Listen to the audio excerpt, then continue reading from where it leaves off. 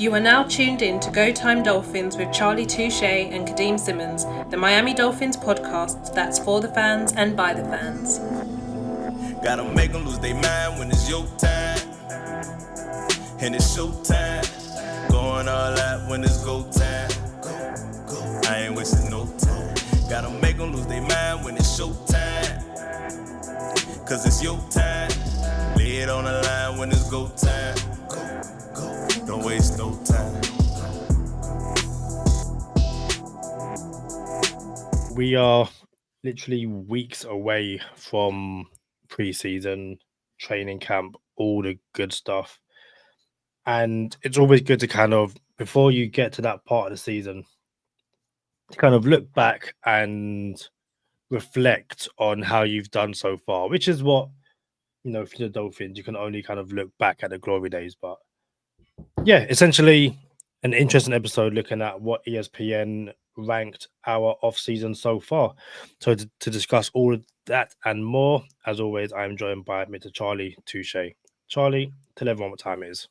It's Go Time Dolphins, the Miami Dolphins podcast that goes not only across the pond, but across the world. I'm your boy, Charlie Touche. Got my co-host, Kadeem Simmons, with me. It's always for the fans and by the fans. Your favorite podcast, and official affiliates of Fanatics, where you could be a fanatic of your favorite franchise. You know who's on my shirt, Kadeem? Can you see who's on my shirt? Without Bob Marley. Bob Marley. Give me 4 of your top favorite Bob Marley songs, Kadeem. What we got? I don't have any favorite Bob Marley songs, and that's not to say I don't like Bob Marley. He's an artist who I will never go out my way to listen to. So I'm never like, let me play some Bob Marley. In my 35 years of living, I don't think I've ever done that. Actually, no, apart from when the episode of The Simpsons came out and Chief Wiggum was singing Jammin'. And I really like that bit. So yeah, Chief Wiggum singing Jammin'. And I guess Three Little Birds if I'm in a football mood. But yeah, Bob Marley, I'm not a Bob Marley fan. How about you?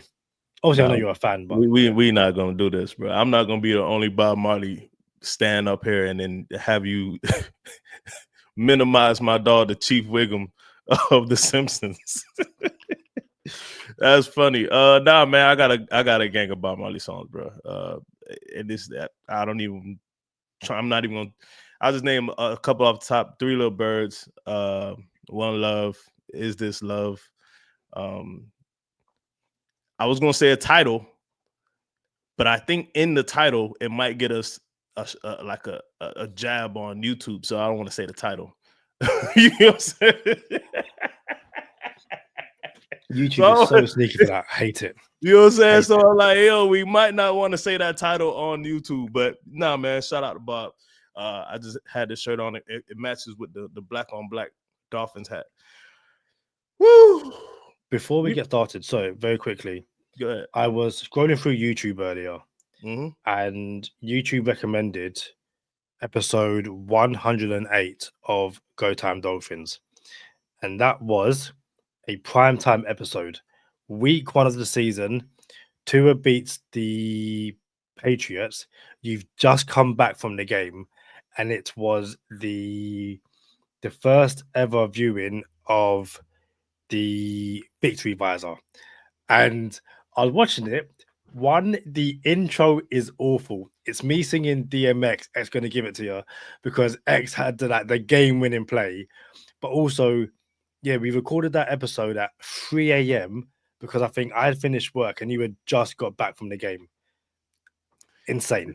Kadeem, there's an episode back then, and I know where I was when we were recording those episodes. And I went to the New England game with Bert, and we were in enemy territory. I did wear the Victory Visor. I had on the black Myles Gaskin 37 jersey, black Dolphins jersey, and that was Waddle's first touchdown ever in the NFL. He scored his first touchdown ever that game. And correct me if I'm wrong, X had a strip at the end of the game. He punched the ball out. I think he punched the ball out, and the defense recovered it. It was inside our own 20, I think. The Patriots game. Yeah, Or a yeah. different game. Okay, Exhibit. yeah. I said exhibit. Xavier Howard punched. It was a strip. Like I think it was like Ramondre Stevenson, maybe. I don't know who the running back was, but I think X stripped them, and then we recovered it. And they were coming back on us, and then he saved the game. It's funny because I only kind of watched the intro, but I was talking about how Dolphins drove down the field, scored a touchdown, got the ball back straight away, thinking it's going to be an easy game, and it finishes 7-16. But it also would have been Tua's first season as a starter, wouldn't it? Because I say that because for Tua to start week 1 means This he's was starter. the first season he started from the beginning of the season. That was the first season he started from the beginning. But there's an episode in there. I got to go back and look at the episode. There was one we had a good episode, and I'm like, dang, the memory lane, bro. I'll never. Yeah, that was some good stuff in there. But look, man, bring him up to speed. It's the off season, Kadeem, and it's talking the off season and who did what in the off season and quarterback the quarterback documentary, I guess, on Netflix has come out, and it's a lot of things going on. You know what I'm saying? Are you happy with some of the moves that the Dolphins have made so far? And I'll incorporate quarterback in a second. Am I happy? I'm not over the moon, but I'm also patient. The season doesn't start tomorrow. Training camp doesn't start tomorrow. And I still believe the Dolphins have at least one more move up their sleeve. And that move is probably at corner. Again, I saw a tweet the other day saying that Justin Simmons is still available. This offseason, and we'll talk about the ESPN ranking in a sec, but this offseason still has the opportunity to be a good offseason. Now, obviously, none of it matters if you don't win the regular season, but I'm okay so far. It hasn't been amazing, and the draft in itself could have been an all-timer draft, but I guess until a ball is snapped, it's hard to know, whether the Dolphins' moves have been correct or incorrect. How about you? You said something that I wanted to touch on there, and I can't remember already. Before you talked about the draft, what were you talking about? I was talking about still got to move. Oh, Justin Simmons. So here's the thing. When we went Minkah Fitzpatrick, I actually thought Justin Simmons, because it's a nice little sandwich going on. You got your front, I don't want to say front seven.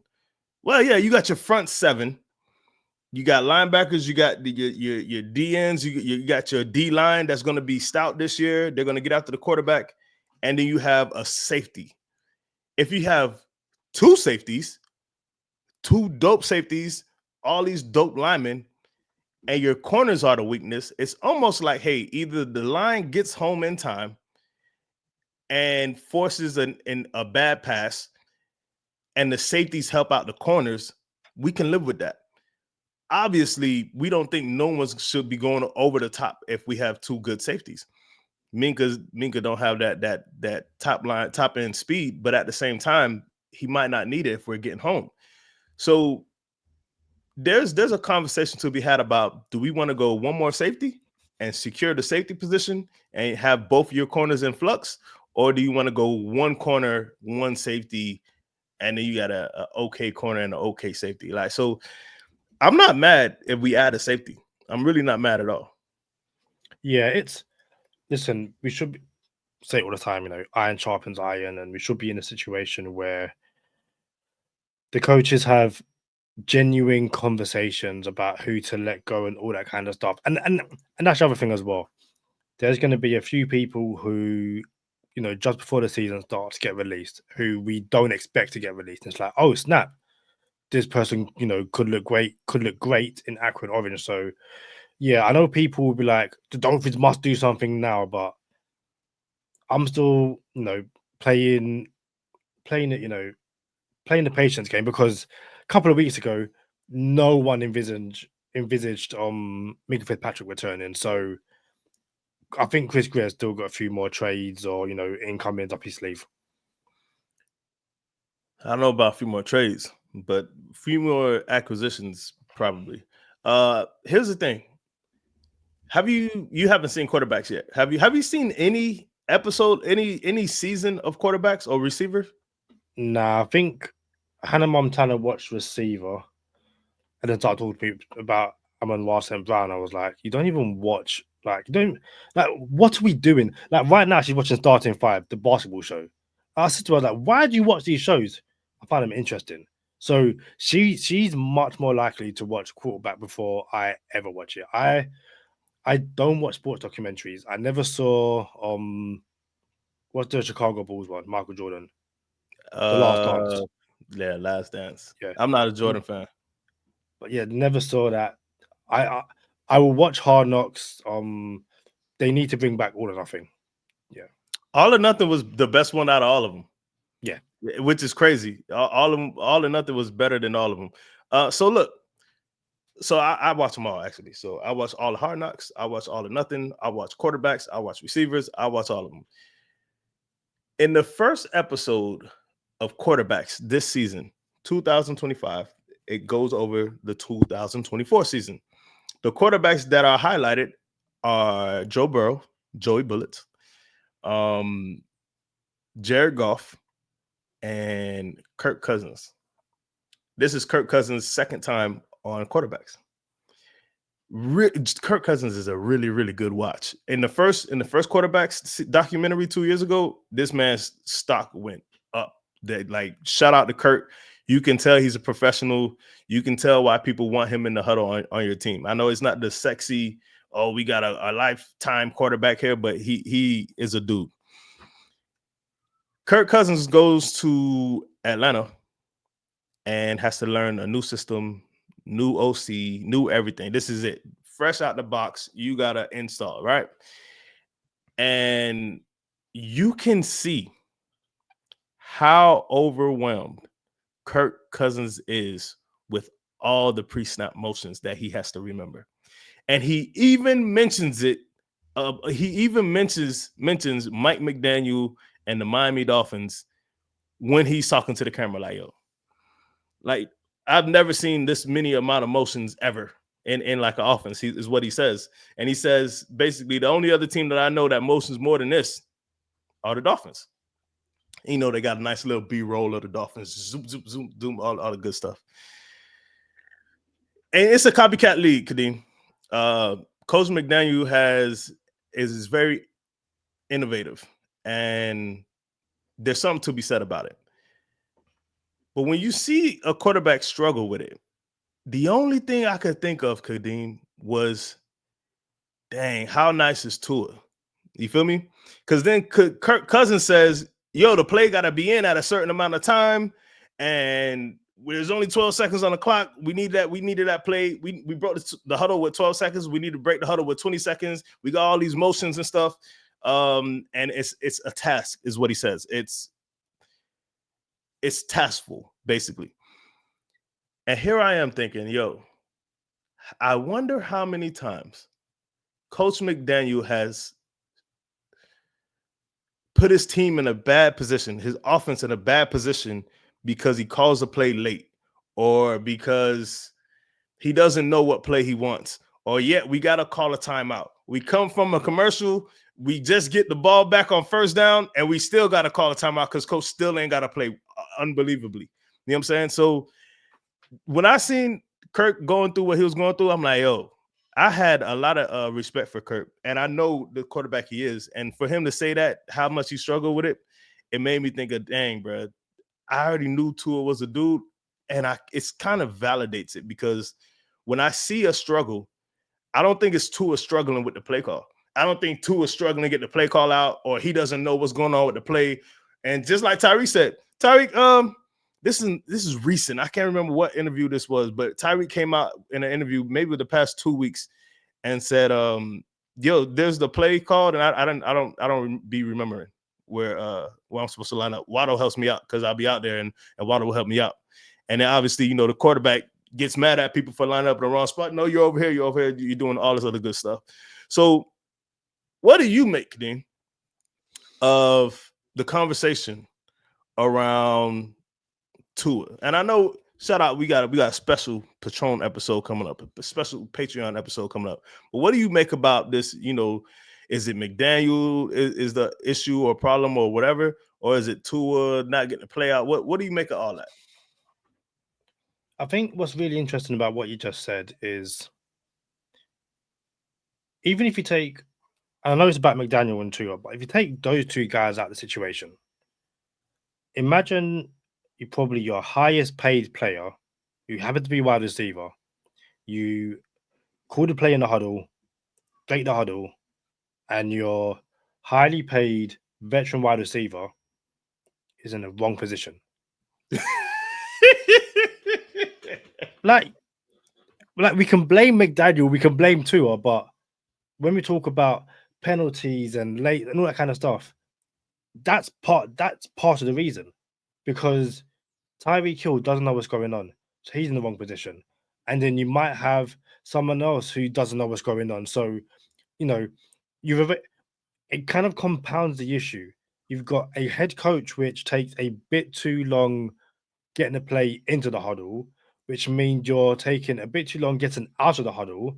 And when you've only got 7 seconds left, and you got a wide receiver, it's like, you're in the timeout. Like, and is it Tua with a Real Madrid player talking about the huddle thing? And again, it's a whole head me calling the play, and I look up and I've got 7 seconds. It's like, what do I do? It's one of those things where he came out and said, yeah, we called a play in the huddle. It's only 8 seconds on the clock. I'm supposed to do my pre-snap reads, but I can't even do my pre-snap reads properly because we gotta snap the ball and we gotta wave a motion off. Actually, there's a motion that's supposed to happen, but we gotta wave that motion off. And then, yeah, my bad, I cut you off.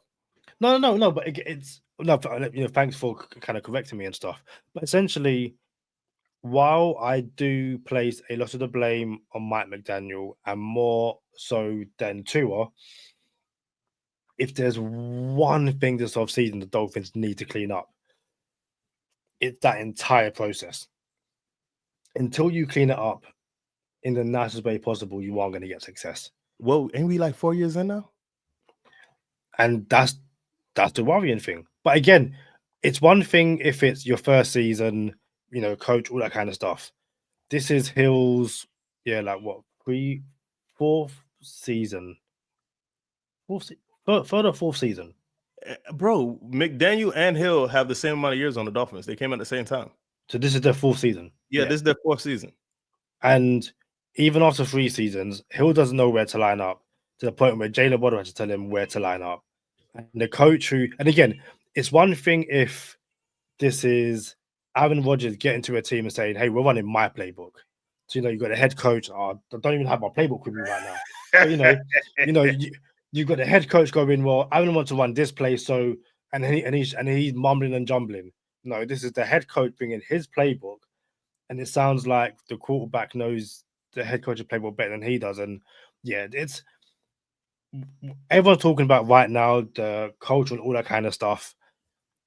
That culture needs to be, let's give ourselves as much time as possible to read the defense, adjust where we need to, and snap the ball with 5 seconds left and all that kind of stuff.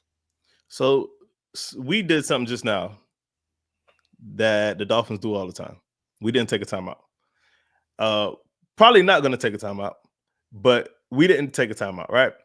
And in lieu of not taking a timeout, I do want to highlight, hit that like button for us. You know what I'm saying?